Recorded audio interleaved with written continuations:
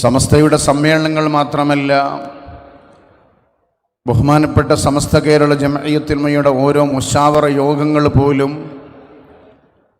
സമൂഹത്തിൻ്റെ ധാർമ്മികവും മതപരവും ആദർശപരവുമായിട്ടുള്ള ദിശയെ നിർണയിക്കുന്ന അതിനിർണായകമായ തീരുമാനങ്ങളും പദ്ധതികളുമൊക്കെ സമൂഹത്തിന് സമർപ്പിച്ചുകൊണ്ടാണ് ഈ 100 വർഷക്കാലം ബഹുമാനപ്പെട്ട സമസ്ത കേരള ജംഇയ്യത്തുൽ ഉലമ മുന്നോട്ട് പോയിക്കൊണ്ടിരിക്കുന്നത്. നമുക്ക് കിട്ടിയ ഒരു സൗഭാഗ്യം, ബഹുമാനപ്പെട്ട സമസ്ത കേരള ജംഇയ്യത്തുൽ ഉലമയുടെ 100ാം വാർഷിക മഹാസമ്മേളനത്തിൽ അതിൻ്റെ ഏറ്റവും പ്രധാന പദ്ധതിയായി മുശാവറ മുന്നോട്ട് വെക്കുന്ന പ്രബോധകരായ നാസിഹീങ്ങളെ സമർപ്പിക്കുക എന്ന ഏറ്റവും പ്രധാനപ്പെട്ടൊരു പദ്ധതിയാണ്. നമുക്കറിയാം, നമ്മുടെ ക്യാമ്പിൽ 33,313 ആളുകളാണ് പങ്കെടുക്കുന്നതെങ്കിലും ഇന്ന് രാവിലെ മുതൽ ആരംഭിക്കുന്ന ഈ ക്യാമ്പിൽ 10,000 ആളുകളാണ് പ്രത്യേകമായി സംബന്ധിക്കുന്നത്. നാളെ മുതൽ ഉച്ചതിരിഞ്ഞ് നടക്കുന്ന ക്യാമ്പിൽ നമ്മളും പൊതുവായി രജിസ്റ്റർ ചെയ്ത ആളുകളുമൊക്കെ സംഗമിച്ചുകൊണ്ടുള്ള ക്യാമ്പുകളാണ്. എന്തുകൊണ്ടാണ് 10,000 ആളുകൾക്ക് വേറെ ഒരു ക്യാമ്പ് സംഘടിപ്പിച്ചത് എന്നതിൻ്റെ ഗൗരവത്തെ നമ്മൾ ഓരോരുത്തരും മനസ്സിലാക്കേണ്ടതുണ്ട്. ഞാൻ സൂചിപ്പിച്ചതുപോലെ ബഹുമാനപ്പെട്ട സമസ്ത കേരള ജംഇയ്യത്തുൽ ഉലമയുടെ ഒരു വലിയ സമ്മേളനം നടക്കുകയും ലക്ഷങ്ങളും കോടികളുമൊക്കെ ചെലവ് വരുന്ന വലിയ പന്തലുകളും സൗകര്യങ്ങളുമൊക്കെ ഉപയോഗപ്പെടുത്തി ധാരാളം ആളുകൾ ലോകത്തിൻ്റെ വിവിധ ഭാഗങ്ങളിൽ നിന്ന് ഇങ്ങോട്ടൊഴുകിയെത്തി 33,313 ആളുകൾ പങ്കെടുത്ത ഏഷ്യയിലെ ലോകത്തെ ഏറ്റവും വലിയ ക്യാമ്പ് എന്ന ഖ്യാതിയും അല്ലെങ്കിൽ ഗിന്നസ് ബുക്ക് റെക്കോർഡുമല്ല നമ്മുടെ ലക്ഷ്യമെന്ന് പറയുന്നത്. അത് ചിലപ്പോൾ അങ്ങനെയൊക്കെ സംഭവിക്കുമ്പോൾ ഭൗതിക ലോകത്തുണ്ടാകുന്ന ചില അടയാളപ്പെടുത്തലുകളാണ്. അതിലുപരിയായി വരുന്ന ഒരു നൂറ്റാണ്ടിലെ വരാനുള്ളൊരു സമൂഹത്തിന് ദിശാബോധം നൽകാൻ പ്രാപ്തരായിട്ടുള്ള ഒരു പറ്റം പ്രബോധക സംഘത്തെ ഈ സമ്മേളനത്തിൻ്റെ ഭാഗമായി സമൂഹത്തിന് സമർപ്പിക്കണമെന്ന ലക്ഷ്യത്തോടു കൂടിയാണ് ബഹുമാനപ്പെട്ട സമസ്ത കേരള ജംഇയ്യത്തുൽ ഉലമ അതിൻ്റെ സമ്മേളനത്തിൻ്റെ വ്യത്യസ്തങ്ങളായ പദ്ധതികളിൽ ഇങ്ങനെ 10,000 ദായിമാരുടെ 10,000 പ്രബോധക സംഘത്തിൻ്റെ ഒരു വിശാലമായിട്ടുള്ള ക്യാമ്പ് നടത്തണമെന്ന് നമ്മുടെ മഹാരഥന്മാരായ ആലിമീങ്ങൾ ആലോചിച്ചത്. ആ ആലോചിക്കപ്പെട്ട തീരുമാനത്തിൽ 10,000-ൽ ഉൾപ്പെടാൻ സൗഭാഗ്യം കിട്ടിയിട്ടുള്ളവരാണ് അൽഹംദുലില്ലാഹ് നമ്മൾ ഓരോരുത്തരും. ഈ സമയത്ത് നമ്മളെ നെഞ്ചത്ത് കൈവച്ച് സർവശക്തനായ അല്ലാഹു സുബ്ഹാനഹു വ തആലയോട് ഈ കിട്ടിയിട്ടുള്ള അവസരത്തിൽ നന്ദി പറയേണ്ട സമയമാണ്. കഴിഞ്ഞ 100 വർഷക്കാലമായി വ്യത്യസ്തങ്ങളായ പ്രബോധന പ്രവർത്തനങ്ങൾ നടത്തി പറഞ്ഞതൊന്നും മാറ്റിപ്പറയേണ്ട ഗതികേടില്ലാതെ പറഞ്ഞ നിലപാടുകളോടുകൂടെ മുന്നോട്ട് പോകാൻ സാധിച്ചത് ബഹുമാനപ്പെട്ട സമസ്ത കേരള ഉയർത്തിപ്പിടിക്കുന്ന വിശുദ്ധമായ പവിത്രമായ ആദർശത്തിൻ്റെ മാറ്റുകൊണ്ട് മാത്രമാണ്. നമുക്കറിയാം, അത് സമസ്ത നിർവഹിച്ചത് ഇതുപോലെയുള്ള ക്യാമ്പുകളിലും വ്യത്യസ്തങ്ങളായ സമ്മേളനങ്ങളിലും, അത് ഗ്രാമത്തിൽ നടക്കുന്ന സമ്മേളനങ്ങളുണ്ട്, ജില്ലാ തലത്തിൽ, പഞ്ചായത്ത് തലങ്ങളിൽ, സംസ്ഥാന തലങ്ങളിൽ, ദേശീയ അന്തർദേശീയ തലങ്ങൾ നടത്തിയിട്ടുള്ള വ്യത്യസ്തങ്ങളായിട്ടുള്ള ക്യാമ്പുകളാണ്. അതിൽ നിന്ന് അള്ളാഹുവിൻ്റെ വിശുദ്ധമായ ദീനിൽ അഹ്ലു സുന്നത്തി വൽ ജമാഅത്തിൻ്റെ മഹത്വവും പ്രാധാന്യവും മനസ്സിലാക്കി ഒരു പറ്റം ആളുകൾ ദഅവാ പ്രവർത്തനത്തിലേക്ക് സജീവമായി രംഗത്തിറങ്ങിയത് കൊണ്ടാണ് ഇന്ന് നമുക്കൊക്കെ സമസ്തയുടെ ഭാഗമായി നിൽക്കാൻ സാധിച്ചത്. ഈ സമയത്ത് വരാനിരിക്കുന്ന ഒരു സമൂഹത്തിന് തലമുറക്ക് കൂടെ വിശുദ്ധ ദീനിൻ്റെ നേരായിട്ടുള്ള പന്താവ്, അത് അഹ്ലു സുന്നത്തി വൽ ജമാഅത്തിൻ്റെ വിശുദ്ധമായിട്ടുള്ള മാർഗം അവരെ ബോധ്യപ്പെടുത്തുവാൻ നമുക്ക് സാധിക്കേണ്ടതുണ്ട്. അതിന് പ്രത്യേക നമ്മുടെ ആലിമീങ്ങൾ തിരഞ്ഞെടുക്കപ്പെടുന്ന ഒരു വിഭാഗത്തിൻ്റെ പേരാണ് നാസിഹി എന്ന് പറയുന്നത്. പരിശുദ്ധ പ്രവാചകൻ സല്ലല്ലാഹു അലൈഹി വസല്ലം തങ്ങൾ പറഞ്ഞു, അദ്ദീനു അന്നസീഹ, ദീന് എന്ന് പറഞ്ഞാൽ ഗുണകാംക്ഷയാണ്. ഈ വിശുദ്ധമായ ഹദീസിനെ വ്യാഖ്യാനിച്ചുകൊണ്ട് ധാരാളം വിശദീകരണങ്ങൾ മഹാന്മാരായ പണ്ഡിതന്മാർ രേഖപ്പെടുത്തിയിട്ടുണ്ട്. ബഹുമാനപ്പെട്ട ഫത്തുൽ ബാരിയിൽ മഹത്തുക്കളായ പണ്ഡിതന്മാർ അദ്ദീനു അന്നസീഹ എന്ന് പറയുന്ന ഹദീസിനെ വിശദീകരിച്ചുകൊണ്ട് മഹത്തുക്കളായ ആളുകൾ പറയുന്നത്, നബി സല്ലല്ലാഹു അലൈഹി വസല്ലം തങ്ങൾ അൽ ഹജ്ജ് അറഫ എന്ന് പറഞ്ഞതുപോലെ ഹജ്ജിന്റെ ഏറ്റവും പ്രധാനപ്പെട്ട ഭാഗമെന്ന് പറയുന്നത് അറഫയാണ്.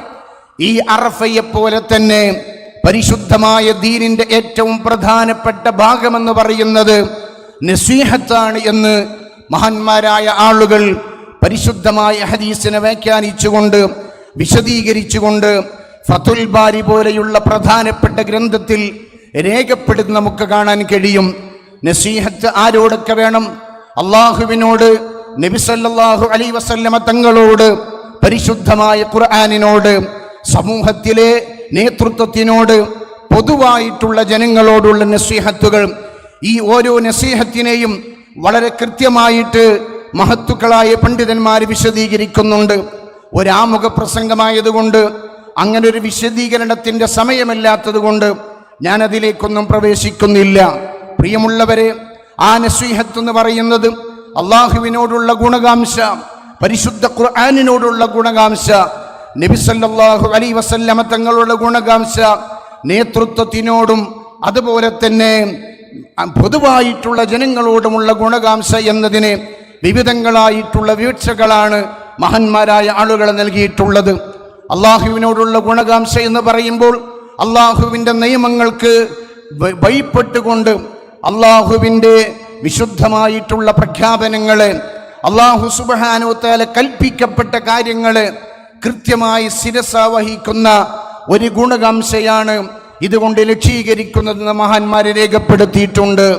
അതുപോലെ നബി സല്ലല്ലാഹു അലൈഹി വസല്ലമ തങ്ങളുള്ള ഗുണകാംക്ഷ എന്ന് പറയുമ്പോൾ അവിടുത്തെ വിശുദ്ധമായ സുന്നത്തുകൾ, അവിടുത്തെ പവിത്രമായിട്ടുള്ള സന്ദേശങ്ങൾ, അത് വാക്കുകൊണ്ടുള്ളതാവട്ടെ, മൗനം കൊണ്ടുള്ളതാകട്ടെ, പ്രവർത്തനം കൊണ്ടുള്ളതാകട്ടെ, ഏതുകൊണ്ടുമുള്ള അവിടുത്തെ എല്ലാ കൽപ്പനകളെയും ശിരസ വഹിച്ചുകൊണ്ടുള്ള ഒരൈക്യപ്പെടലാണ് ഈ വിശുദ്ധമായ നസീഹത്ത് കൊണ്ട് ലക്ഷീകരിക്കുന്നത്.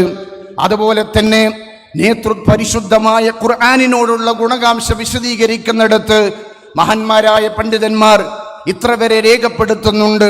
അള്ളാഹുവിൻ്റെ വിശുദ്ധമായ കലാമിനെ അതിൻ്റെ നിയമത്തിനോടുകൂടെ തജ്വീദോടുകൂടെ പാരായണം ചെയ്യുക എന്നതുപോലും ഈ ഗണത്തിൽ രേഖപ്പെടുത്തിയതായി കാണാൻ കഴിയും.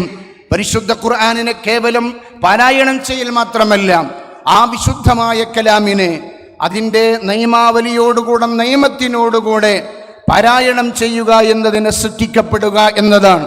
അതുപോലെ നേതൃത്വത്തിലുള്ള ഗുണകാംക്ഷയെ പറ്റി വിശദീകരിക്കുന്നിടത്ത് നമ്മുടെ മഹാരഥന്മാരായ ഓരോ കാലഘട്ടത്തിലുമുള്ള അയിമ്മത്ത്, നമ്മുടെ നേതൃത്വ മഹാന്മാരായ ആളുകൾ, അവരുടെ പ്രബോധന വീഥികൾക്ക്, അവരുടെ പ്രബോധന മേഖലകൾക്ക് ശക്തി പകരുന്ന രൂപത്തിലുള്ള പ്രവർത്തനങ്ങൾ നിർവഹിച്ച് അവരുടെ നിർദ്ദേശങ്ങൾ മാനിച്ചും പാലിച്ചും മുന്നോട്ട് പോകുന്ന ഗുണകാംക്ഷയെ സംബന്ധിച്ചാണ് ഈ പറയപ്പെട്ട ഗുണകാംക്ഷ എന്ന് വിശദീകരിക്കപ്പെടുന്ന കാണാൻ കഴിയും. അതോടൊപ്പം നേതൃത്വത്തിന് പ്രയാസങ്ങൾ ഉണ്ടാകുമ്പോൾ, പ്രതിസന്ധികൾ വരുമ്പോൾ, അവരുടെ പ്രബോധന വീഥികൾക്ക് തടസ്സങ്ങൾ വരുമ്പോൾ അതിന് ശക്തി പകരുകയും അവരെ പ്രയാസപ്പെടുത്തുന്ന സാഹചര്യം ഉണ്ടാകുമ്പോൾ പിന്തുണക്കുകയും ചെയ്യുന്ന രീതി വരെ മഹത്തുക്കളായ ആലിമീങ്ങൾ വിശദീകരിക്കുന്നുണ്ട്. ഞാൻ പറയുന്നത്, ഇങ്ങനെ വ്യത്യസ്തങ്ങളായിട്ടുള്ള ഗുണകാംക്ഷയുള്ള നാസിഹീങ്ങളായി മാറാൻ അള്ളാഹു നമുക്കൊക്കെ തൗഫീഖ് നൽകട്ടെ. ഒരു നാസിഹിനെ സംബന്ധിച്ചിടത്തോളം കേവലം അയാൾ ഒരു സമസ്തയുടെ പ്രബോധകനാണെന്ന ഒരു ഐഡന്റിറ്റി മാത്രമല്ല, അത് നമ്മുടെ തോളിൽ തൂക്കുന്ന അല്ലെങ്കിൽ നമ്മുടെ കൈവശമുള്ള ഏതെങ്കിലും ഒരു ഫയൽ കൊണ്ടോ ഏതെങ്കിലും ഒരു പ്രത്യേകമായ കാർഡ് കൊണ്ടോ തെളിയിക്കപ്പെടേണ്ട ഗുണകാംക്ഷയാവരുത്. നമ്മൾ നാസിഹീങ്ങൾ എന്ന് പറയുമ്പോൾ ഇസ്മും മുസമ്മയും ഒത്തിട്ടുള്ള നാസിഹീങ്ങളാകണം. അതേത് തരത്തിലുള്ളവരാണ്? നമ്മുടെ സ്വഭാവങ്ങൾ, നമ്മുടെ സംസ്കാരങ്ങൾ, നമ്മുടെ പെരുമാറ്റങ്ങൾ, നമ്മുടെ വ്യക്തികളോട്, കുടുംബത്തിനോട്, നേതൃത്വത്തിനോടൊക്കെയുള്ള നമ്മുടെ സമീപന രീതികൾ, മറ്റു മതവിശ്വാസികളോടുള്ള നമ്മുടെ സമീപന രീതികൾ, ഒരു ബഹുസ്വര രാജ്യത്ത് ജീവിക്കുമ്പോൾ നമ്മുടെ ജീവിതത്തിന്റെ ശൈലി, നമ്മുടെ പ്രബോധനത്തിന്റെ ശൈലി, ആ ശൈലി പൂർണ്ണമായിട്ടും അദ്ദീനു അന്നസീഹ എന്ന് പറയുന്ന ഗണത്തിൽപ്പെടുന്ന രൂപത്തിൽ കൊണ്ടു നടക്കുവാൻ നമുക്ക് ഓരോരുത്തർക്കും സാധ്യമാകേണ്ടതുണ്ട്. അല്ലാഹു സുബ്ഹാനഹു വ തആല തൗഫീഖ് നൽകട്ടെ. മഹാന്മാരായ ആളുകൾ ഒരു നാസിഹിനുണ്ടാകുന്ന ഗുണങ്ങളെ വിശദീകരിച്ചുകൊണ്ട് പറയുന്നത് അവരുടെ സ്വന്തം അവര് നന്നാകണം, അതോടൊപ്പം തന്നെ അവര് ആളുകൾക്ക് മാതൃകയാകുന്ന ആളുകളായി തീരണം. അതിൻ്റെ വ്യത്യസ്തങ്ങളായ ഭാഗങ്ങളൊക്കെ ശേഷം വരാനുള്ള ക്ലാസ്സിൽ ഇവിടെ അവതരിപ്പിക്കാനുള്ളത് കൊണ്ട് ഞാനിതിൻ്റെ വിശദീകരണത്തിലേക്ക് കടക്കുന്നില്ല. അതുപോലെ തന്നെ മറ്റുള്ളവരെ സ്നേഹിതനായി പരിഗണിക്കാനുള്ള ഒരു വിശാലമായ മനസ്സ് നമുക്കുണ്ടാകണം. അതോടൊപ്പം തന്നെ നമ്മൾ നല്ല സംസ്കാരവും നല്ല സ്വഭാവവും ഉള്ളവരാകണം. അതോടൊപ്പം മനസ്സറിഞ്ഞ് ഒരു സുന്നത്തിനെ പരിഗണിച്ചുകൊണ്ട് ഒന്ന് പുഞ്ചിരിക്കുവാനുള്ള മനസ്സ് നമുക്കുണ്ടാകണം. അങ്ങനെ നമ്മുടെ ദഅ്വ പ്രബോധന മേഖലകൾ ധന്യമാക്കുമ്പോൾ നമ്മുടെ പുഞ്ചിരി കൊണ്ട്, നമ്മുടെ പെരുമാറ്റം കൊണ്ട്, നമ്മുടെ സമീപനം കൊണ്ട് മറ്റുള്ളവരെ വിശുദ്ധമായ നേരിൻ്റെ മാർഗത്തിലേക്ക് ആകർഷിക്കാൻ കഴിയുന്നവരായി നമുക്ക് മാറാൻ കഴിയും. നമ്മൾ കേട്ടിട്ടുണ്ടല്ലോ, സമസ്ത കേരള ജംഇയ്യത്തുൽ ഉലമയുടെ പ്രബോധന വീതിയിലെ തിളക്കമാർന്ന സേവനം ചെയ്ത മഹാമനീഷിയാണ് മഹാനായ മർഹൂം ശൈഖുന CH ഐദ്രസ് മുസ്ലിയാർ. അല്ലാഹു തആല അവിടുത്തെ ദർജ ഉയർത്തി കൊടുക്കട്ടെ. ബഹുമാനപ്പെട്ട ശൈഖുന CH ഐദ്രസ് മുസ്ലിയാർ നവ്വറല്ലാഹു മർഖദ ഒരു ദിവസം രാത്രി പരിപാടി കഴിഞ്ഞ് പല വാഹനങ്ങൾക്കും കൈ കാണിക്കും. ഒരു വണ്ടിക്ക് കൈ കാണിച്ചപ്പോൾ വാഹനം നിർത്തി, വണ്ടിയിൽ കയറി അദ്ദേഹത്തിനോട് ഇങ്ങനെ അന്വേഷണങ്ങൾ നടത്തി. ആ സമയത്ത് ആ ഡ്രൈവർ പറഞ്ഞു, ഞാനിപ്പോൾ അത്ര നല്ല മൂഡിലല്ല ഉസ്താദെ, അതുകൊണ്ട് പിന്നീട് സംസാരിക്കാം. CH ഉസ്താദ് ഇയാളെ നോട്ട് ചെയ്യുകയാണ്. പിറ്റേ ദിവസം ബഹുമാനപ്പെട്ട ശൈഖുന CH ഐദ്രസ് മുസ്ലിയാർ ഈ മനുഷ്യനെ തെരഞ്ഞ് അദ്ദേഹത്തിൻ്റെ അങ്ങാടിയിലേക്ക്, പുതുപ്പറമ്പ് ടൗണിലേക്ക് ചെല്ലുകയാണ്. അദ്ദേഹത്തിനെ കൂട്ടിക്കൊണ്ടുപോയി കടയുടെ പിറകിൽ ആരും കാണാത്തൊരു സ്ഥലത്ത് കൊണ്ടുപോയിട്ട് ബഹുമാനപ്പെട്ട CH ഉസ്താദ് പറയാണ്, ഇന്നലെ നീ എന്നോട് തീരെ മൂടില്ല എന്ന് പറഞ്ഞ അതിൻ്റെ ഉദ്ദേശം എനിക്ക് മനസ്സിലായില്ല. ഒരു നാസിഹി ചെയ്യേണ്ട ഏറ്റവും ഇക്കമത്തോടു കൂടിയുള്ള പ്രവർത്തനത്തിൻ്റെ മാതൃകയാണ് ബഹുമാനപ്പെട്ട ശൈഖുന CH ഐദ്രസ് മുസ്ലിയാർ അവിടെ കാണിച്ചു തരുന്നത്. ഇദ്ദേഹത്തിനോട് പറയാണ്, നീ മൂടില്ല എന്ന് പറഞ്ഞ് എനിക്ക് മനസ്സിലായില്ല. അദ്ദേഹം തുറന്നു പറഞ്ഞു, ഉസ്താദെ ഞാൻ ഇന്നലെ കുറച്ച് മദ്യപിച്ചിരുന്നു. ആ സമയത്ത് ബഹുമാനപ്പെട്ട ശൈഖുന CH ഐദ്രസ് മുസ്ലിയാർ ഈ മനുഷ്യനെ കെട്ടിപ്പിടിച്ച് കരഞ്ഞുവെന്നാണ്. നീ നരകത്തിലേക്ക് പോകുന്നത് എനിക്ക് സഹിക്കാൻ കഴിയൂല. നീ നരകത്തിലേക്ക് പോകണമെന്നാണ് ആഗ്രഹിക്കുന്നത്. നീ നരകത്തിലേക്ക് പോകുന്നത് എനിക്ക് സഹിക്കാൻ കഴിയൂല എന്ന് പറഞ്ഞിട്ട് ബഹുമാനപ്പെട്ട ശൈഖുന CH ഐദ്രസ് മുസ്ലിയാർ ഈ മനുഷ്യനെ കെട്ടിപ്പിടിച്ച് കരയുകയാണ്.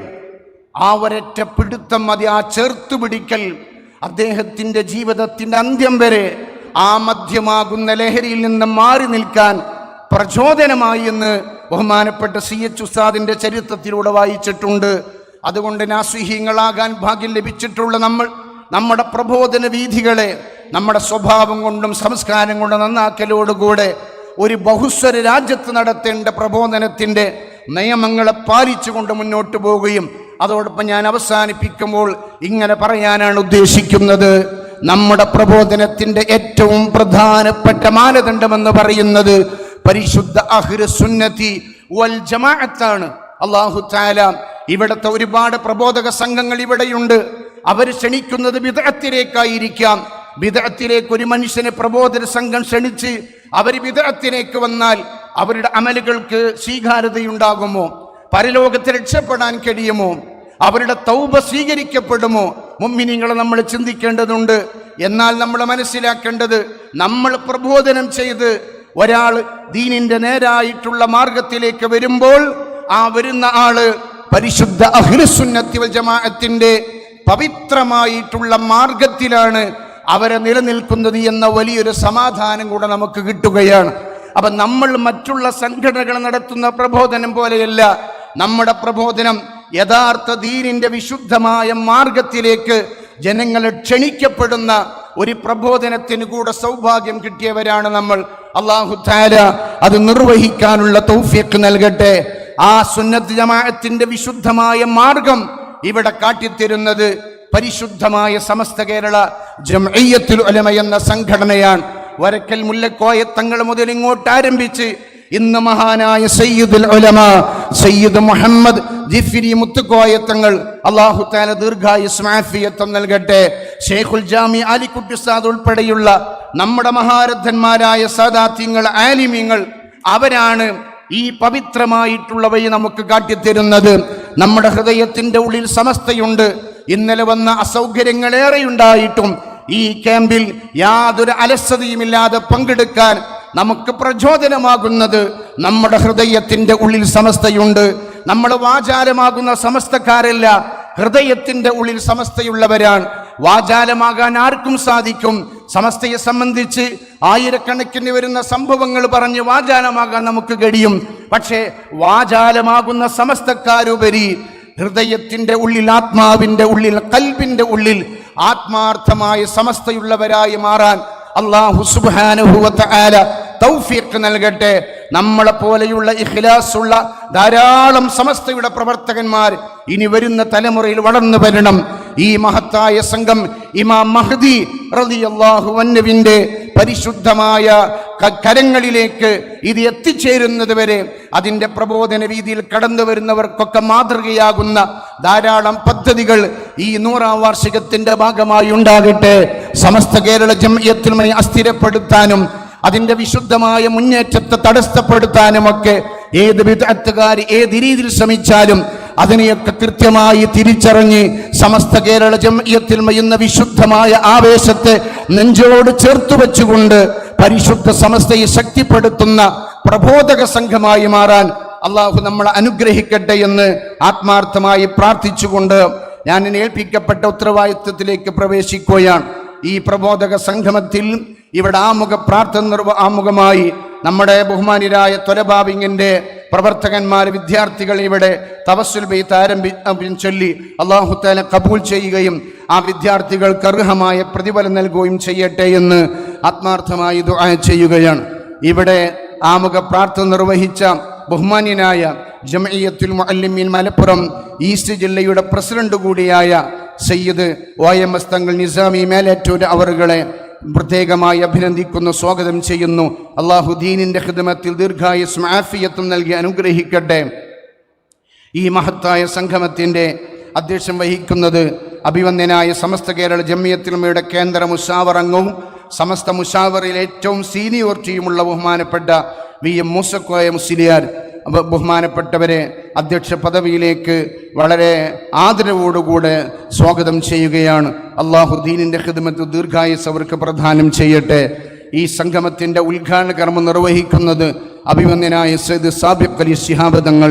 സമസ്ത കേരള ജംഇയ്യത്തുൽ ഉലമയുടെ 100ാം വാർഷികത്തിന്റെ ഭാഗമായി ഏറ്റവും ശ്രദ്ധേയമായ പദ്ധതിയായ തഹിയ ഫണ്ട് നമുക്കറിയാം 48 കോടിയോളം സമാഹരിച്ചു കഴിഞ്ഞിട്ടുണ്ട്. അൽഹംദുലില്ലാ.